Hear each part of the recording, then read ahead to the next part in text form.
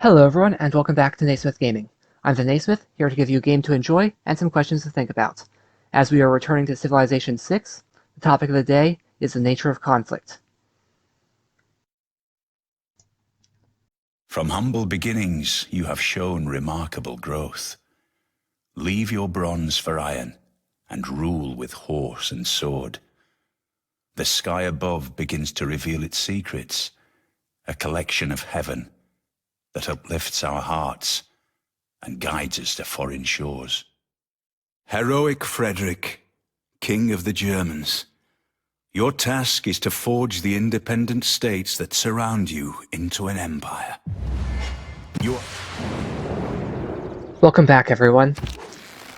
I'm doing a voiceover this time instead of recording my commentary as I play, mostly because my microphone was malfunctioning when I recorded this episode and the next one. Which means I can offer a little bit of commentary about the future as well. Primarily, the main thing that happens in this is that I build up my economy and then I go to war. Or more accurately, war is declared on me. The early game, or at least the early in this episode, I'm mostly figuring out which items, which buildings and districts I want, for the sake of building up my economy. The Zulu are, that Kangela city right there is something that I covet. The wheel turns slowly. So it's on my to conquer list.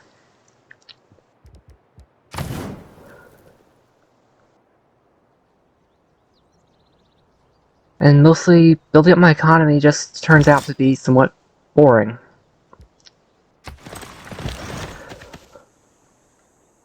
Or at least boring for me. The turns are a lot shorter than when I have to manage my troops and figure out where I want to attack. But there's so many more turns that it just adds up. And if you guys want me to skip the boring building up my economy turns, then by all means, let me know in the comments below. But at this stage of the game, it's mostly just I'm trying to advance, build up, and not get sucker punched like I almost was in a previous episode. Oh, yes. Those mouse movements are me planning to take down a barbarian encampment that I have not yet noticed has already been taken down.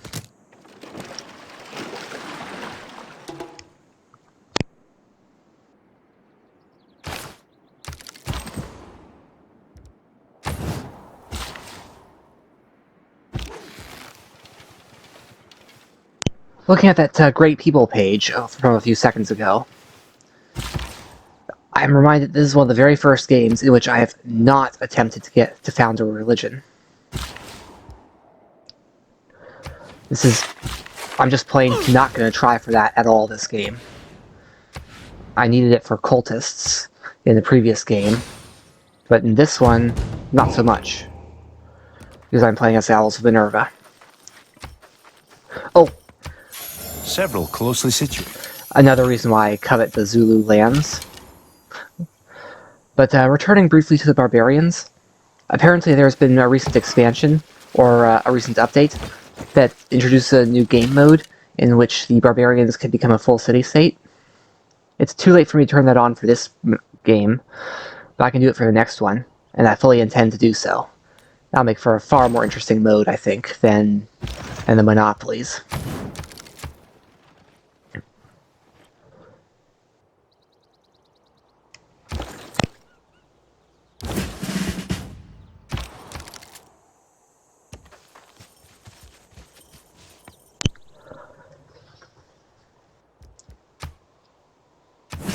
So I'm just exploring and building up right now.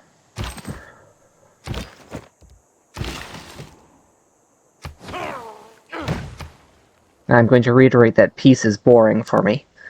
If it's boring for you as well, then by all means, please, I would love to cut them out. But up until now, I've been going for wanting to show you everything I'm doing. Oh yeah, I'm not going to keep Hattusa for long, because science city-states are coveted, apparently, by the AI in this particular round.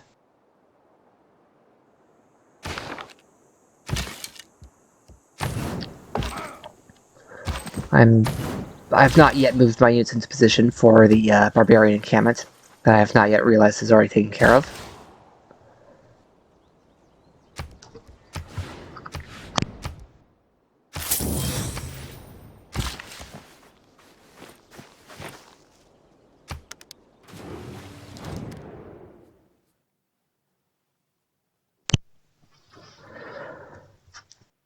So 7 gold per turn.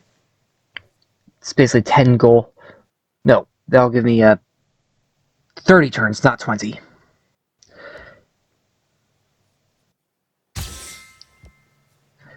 It's basically giving me 10 gold per iron, plus a little.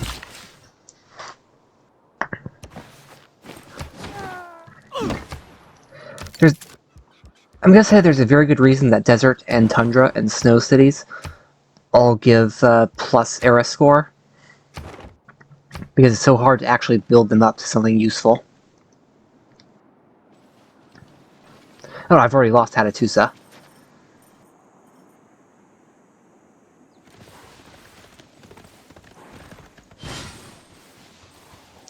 And I keep forgetting that that red means America in this. Those who in quarrels interpose must often wipe a bloody nose. That red means America in this. So used to it being England.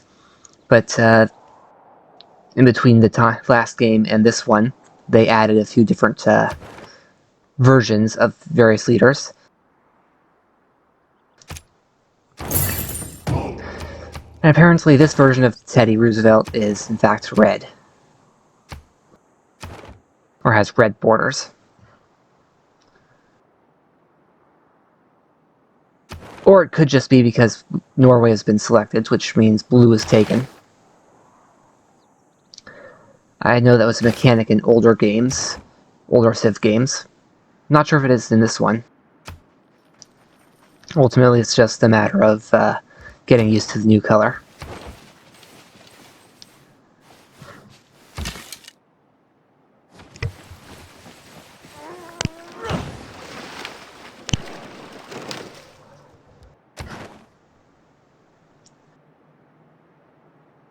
I'm aware that Germany is supposed to be a...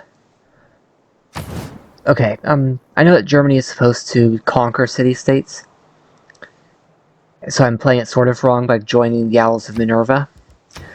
But at this point, aside from the fact that I was using Gorgo as a... I actually did use Gorgo's culture boost for killing enemy units. I think I've never played one of these civilizations the way it's meant to be played. I think if I play Mansa Musa, it'll be the only time when I actually do so. And oh, here I was scouting out where I want to put various districts. Because campus, I'm going to focus more on science, not faith. Because Owls of Minerva don't need it nearly as much as When I saw the house of art as the Void Singers. Monet, if it does not bring you... Ah. And now I have access to the commercial districts, which are going to be very useful for the Owls of Minerva because of my trade route-based bonuses.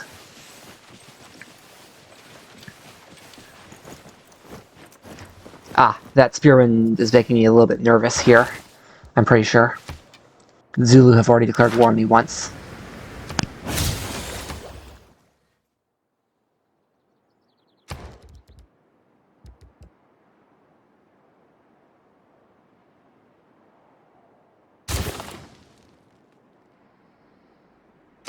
I'm going to deselect that production, that grove, and then reselect it later.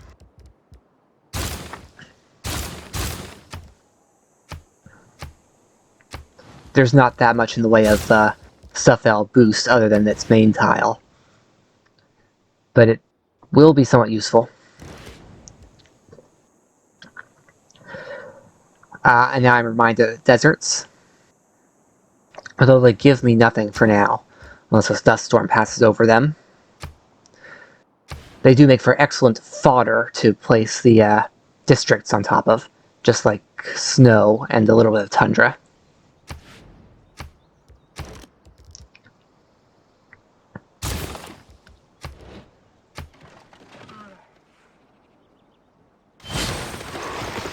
Ah, that galley. No, it's not a galley, it's a longship. Because Norway. Norway is going to spend a little while dealing with those barbarians. I'm going to move into position to try and help a little, then decide against. Also because I can't.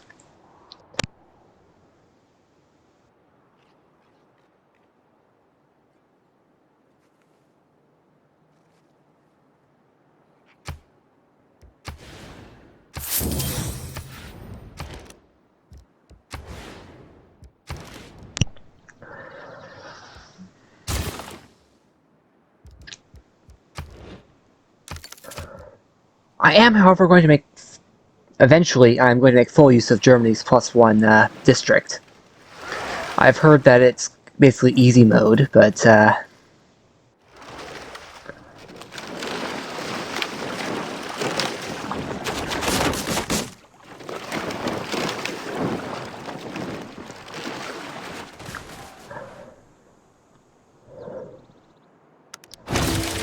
ultimately what I'm doing right now is trying to just get a few boosts to my civics and techs and just have a good force ready in case of someone attacking me.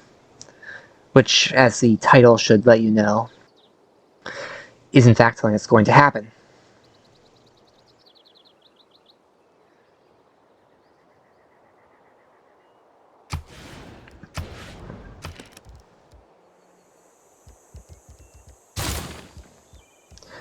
I do seem to flick through those screens really fast.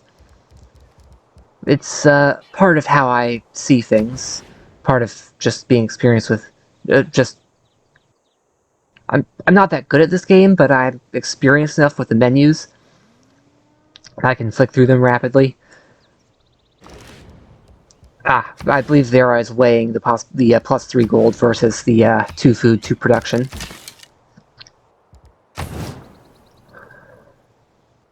Because unless it's located in the tundra with measly 1 food tiles, or in the desert with tiles that give me absolutely nothing, there's always a trade-off to building districts. And now Harald is a bit annoyed with me, though he still claims to be a friend. Because I do not have any naval units, despite having coast.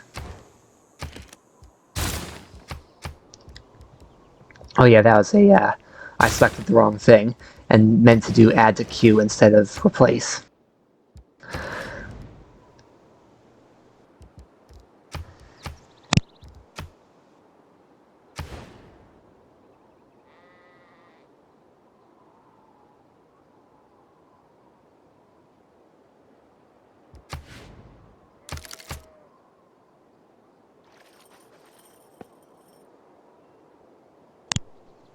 For now, I'm just being a little boring and building up my economy.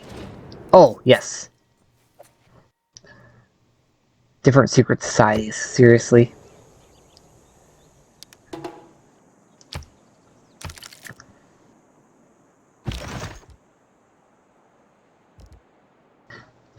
I will say this for the anger at different secret societies.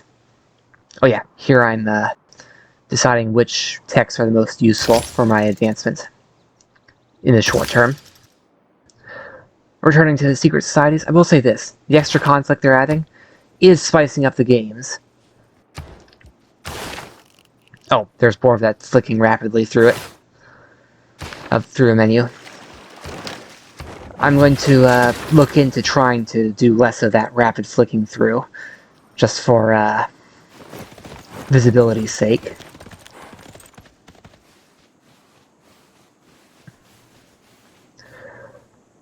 So anyway, the Zulu are on my to conquer list. Because If bread is the first necessity of life, recreation is a close second. they've got a bunch of really useful tiles for me to use. And right now I'm looking at the various civics that I've actually overlooked in the past.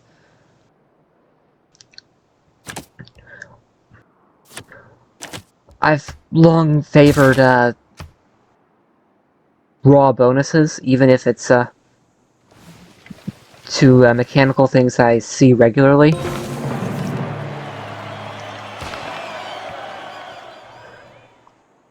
But the mechanical bonuses I see that I don't pay as much attention to, I'm trying to pay more attention to in this. I wonder if it's more important. If I'm not certain what the effects are going to be.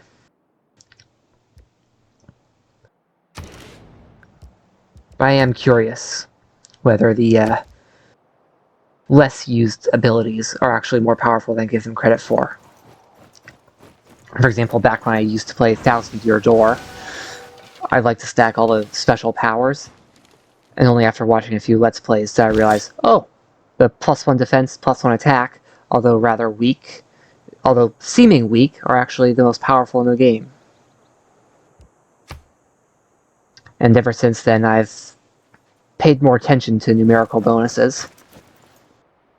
For example, the early +1 production, which really helps my cities.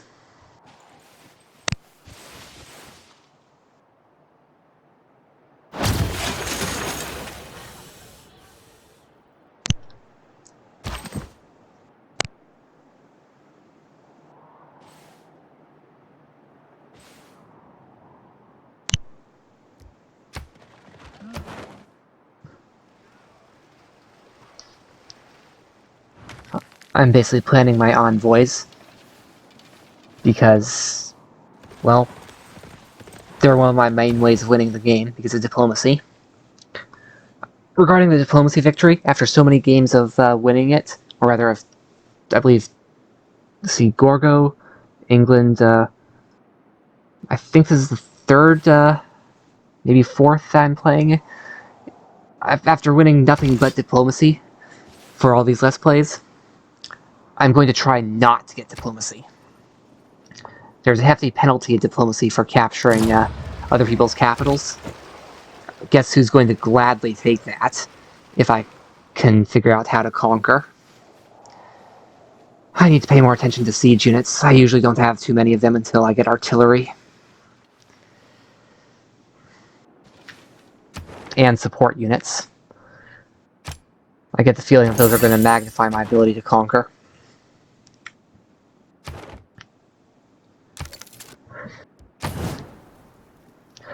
Oh, but they don't actually do anything, except heal my units up without needing to pillage lots of farms that I'll need to repair later. And possibly being the difference between a failed push, or between almost succeeding and almost failing. We are all apprentices in a craft.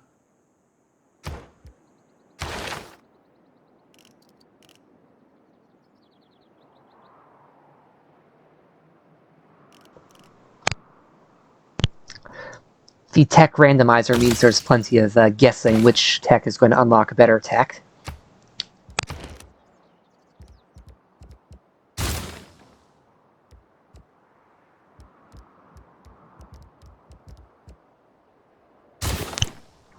Ah, the economy.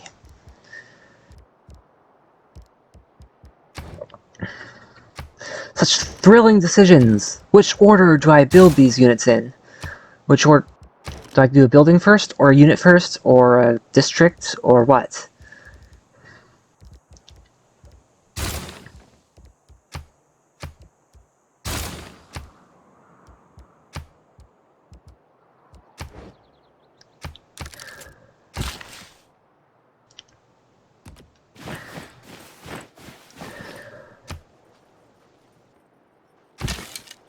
I should definitely seek to be at war more often, if only because it's less boring than Divide and rule. less boring than the then the turns of peace.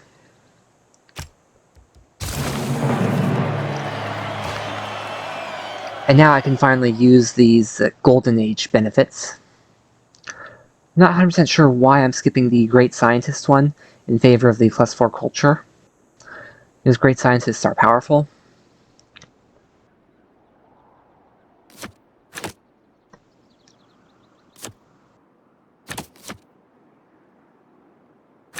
But with every age, I'm going to have a chance to reselect it if I don't get a Golden Age.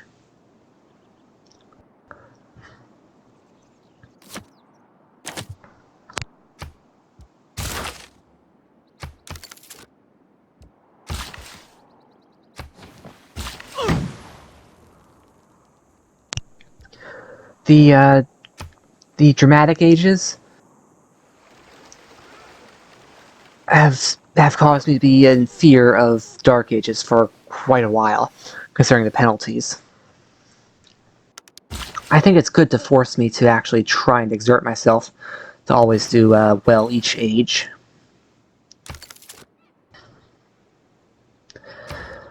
Outside of dramatic ages, I'm okay with taking an occasional Dark Age, but in this one, there will be penalty. Oh! The declaration of war by the surprise war by Harald.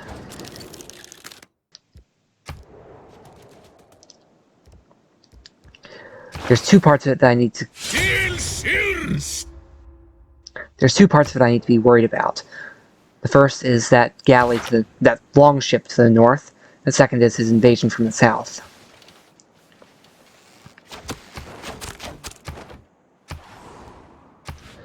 Ultimately, it's going to be a matter of maneuvering my defenders into a place where I can pick off his attackers, and then pressing south to attack.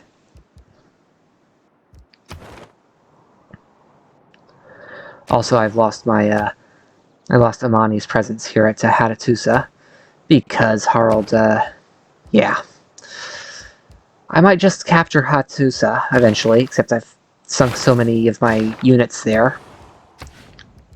That's my... well, only 4.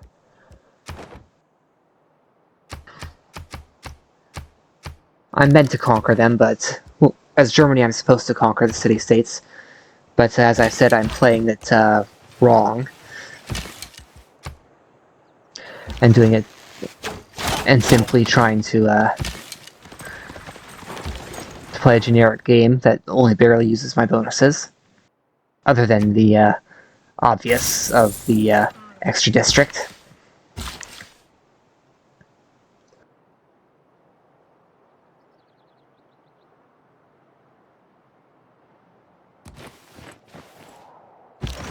These games are meant to have a lot more conflict than I've been giving them.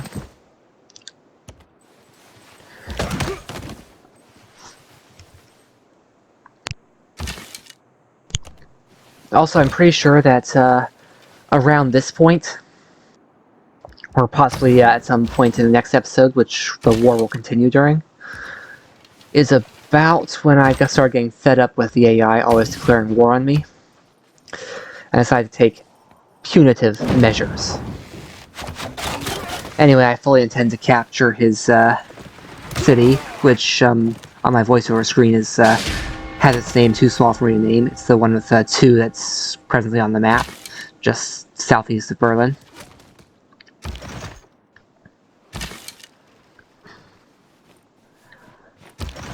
One of my top priorities is to stop them from pillaging, but unfortunately I was not able to destroy that warrior fast enough.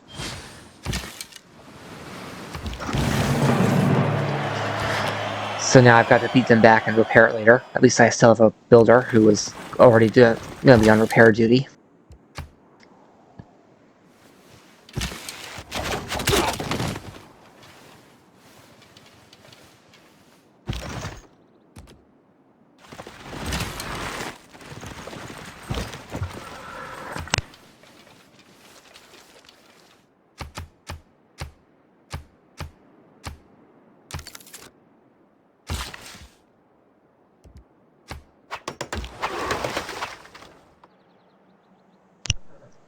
And now I'm more than capable of defending my coastline against him. I've got I'm planning another galley, I believe. Oh yes, I have enough gold to just purchase one.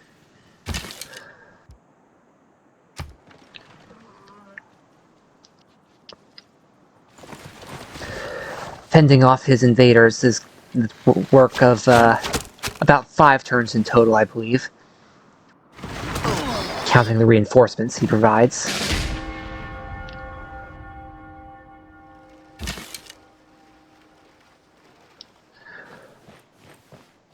Okay, I lost a little bit of heavy cavalry, but I'm still building my light cavalry, and I've got more than enough archers to actually fight All them. the world's a stage. Ranged units are overpowered. So I suppose the answer is just build some more cavalry. If cavalry dies to the basic unit that spearmen upgrade into.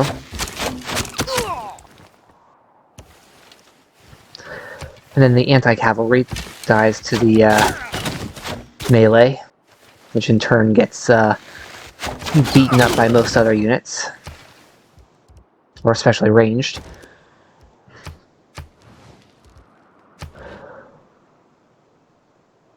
It's an interesting cycle of combat strategy. But ultimately, against the AI, ranged spam wins.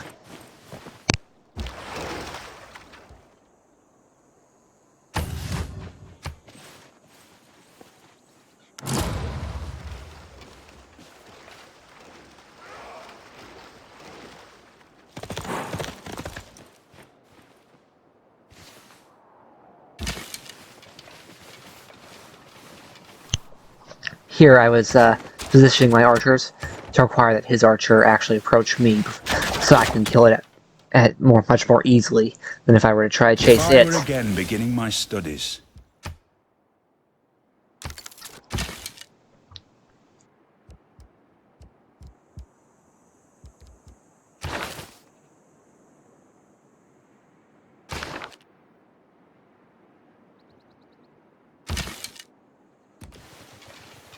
And I did not fully process that there is a hill southeast of that archer, so he can't attack the city yet. So now I'm doing that positioning to force his archer to approach me.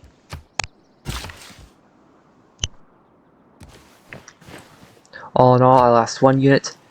He's going to lose much more. I thought that our mutual secret society would help me. Ah, yes. I'm going to need to build a dam in Kangola when I eventually conquer it, which will not be for a while because I'm currently at war with Norway instead of Zulu. On the bright side, his surprise war gave me quite a few grievances, which means people won't complain when I take his city in retribution.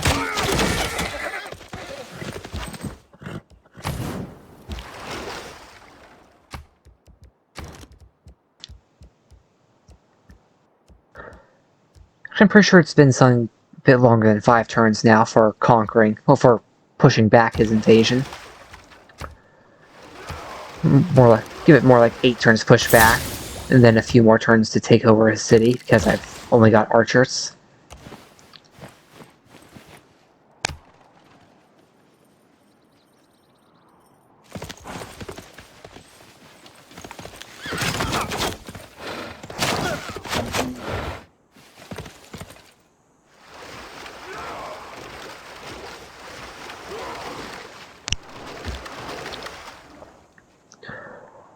Got my galleys coming down. Gonna be prepared to take over the city.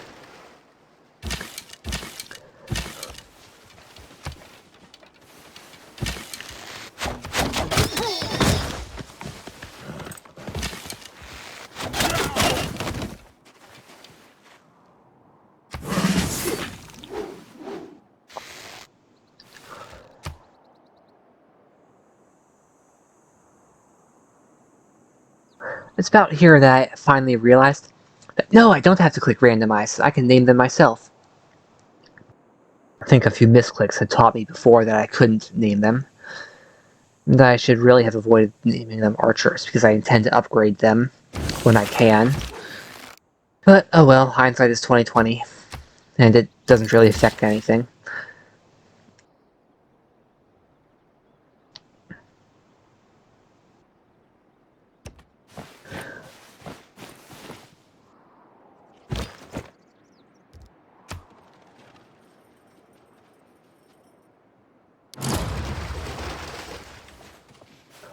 And his warrior decided to flee instead of retreat into the city, and thereby boost its defenses.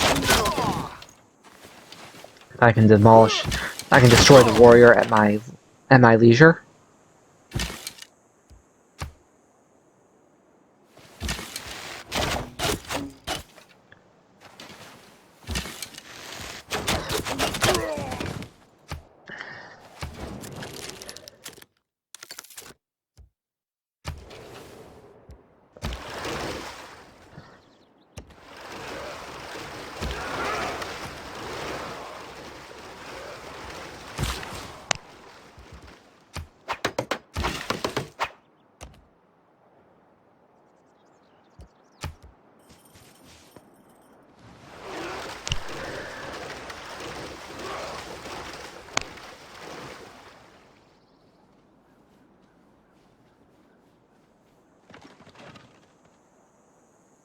History is the version of past events that people have decided to agree upon.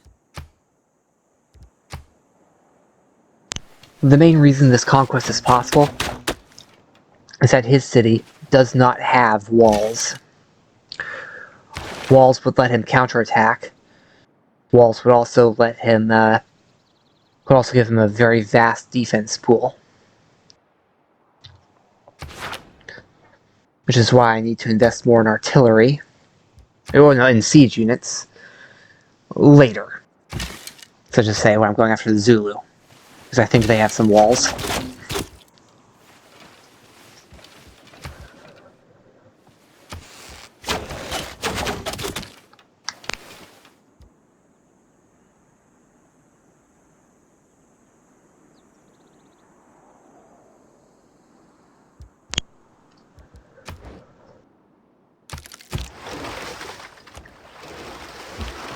Just a reminder that if you'd like to see more of the warfare and less of the economy building turns, just let me know and I can speed things up, or I can skip some scenes. Ah yes, here he is trying to invade Candy. I decide that Candy can fend for itself for now, because they have walls.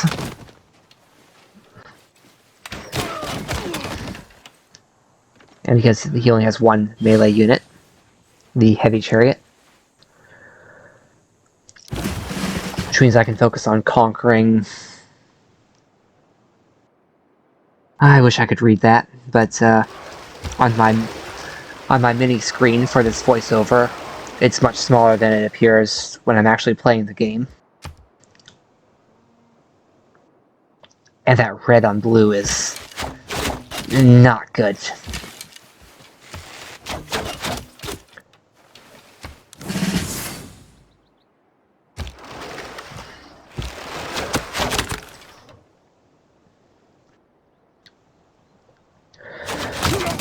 Okay, so let's see. It's going to take me another turn or two to conquer the city. But that's the highlight of my counterattack, the point at which I've basically won the war. Or at least gotten more out of it than I lost. Oh, yeah, one time. 64. Yeah, no.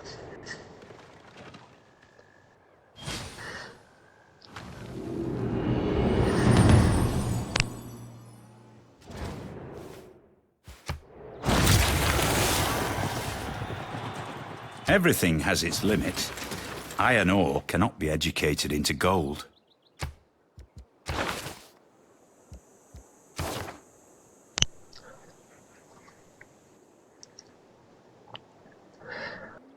I believe I'm looking again at my options.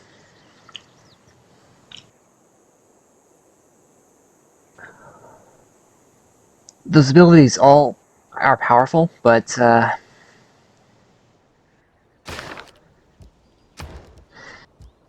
I'm just not sure that I chose... I don't think I chose wrongly, but I don't think I chose rightly either. Not sure how many wonders I have, but there's Temple of Artemis. Actually, I think that's the only one, so I'm choosing between lots of small bonuses.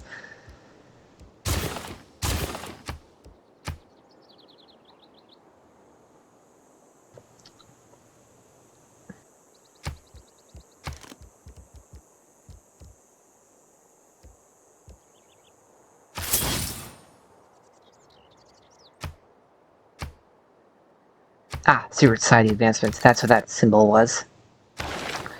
So now I just need to wait for my next boost. Alright, that's why I'm not playing Germany as I should be in conquering the city-states. Aside from my previous preference for peace, I am part of the Owls of Minerva, which means I get bonuses from city-states being free.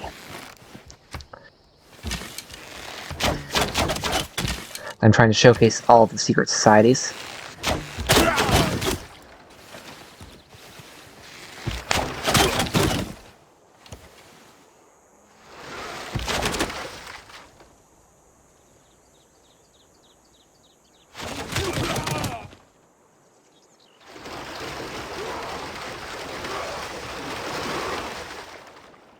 There, I saw that there were no defenders approaching by sea, which means next turn the city falls to me.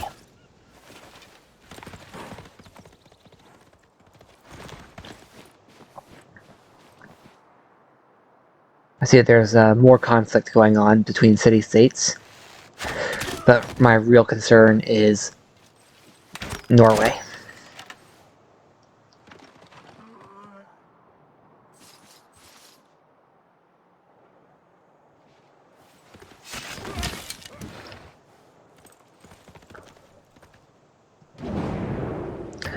Ah, yes. I want to boost my archers.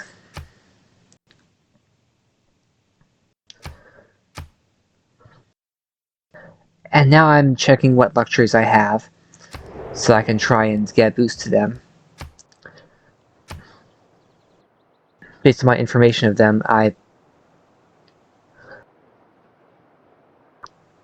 Oh, that reminds me. The World Congress?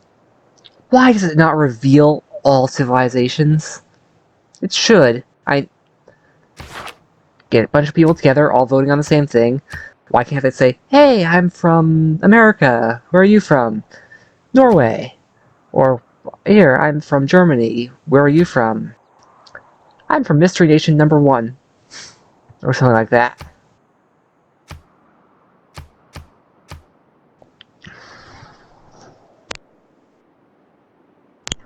There's a certain amount of not making sense involved in World Congress.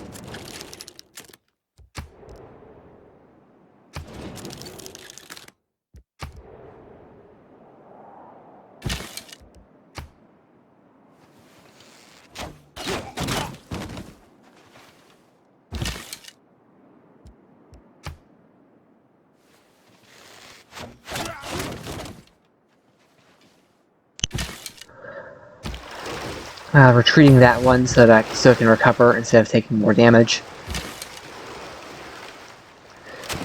And now that the city is mine, I can help Candy defend itself.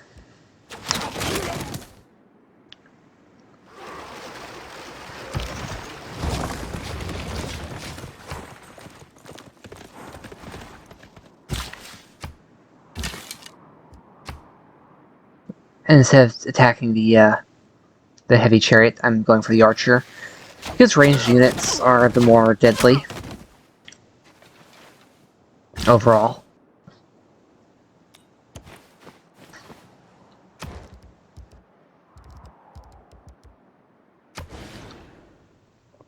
Mostly because of that ability to attack without taking damage.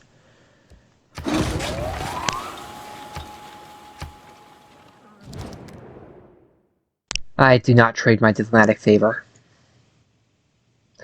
I wish there was an option for me to mark diplomatic favor as unacceptable, though. I'm serious. I want to never sell my own diplomatic favor. It is strictly for my own use.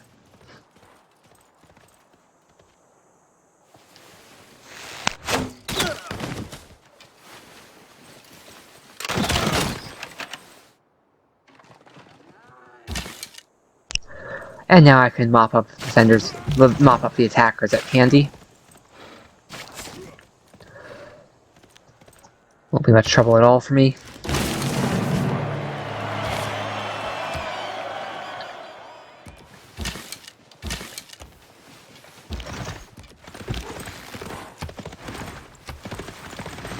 And with that, this is basically the end of the episode. Thank you for watching, everyone, and let me know what you think about economy versus combat in the comments.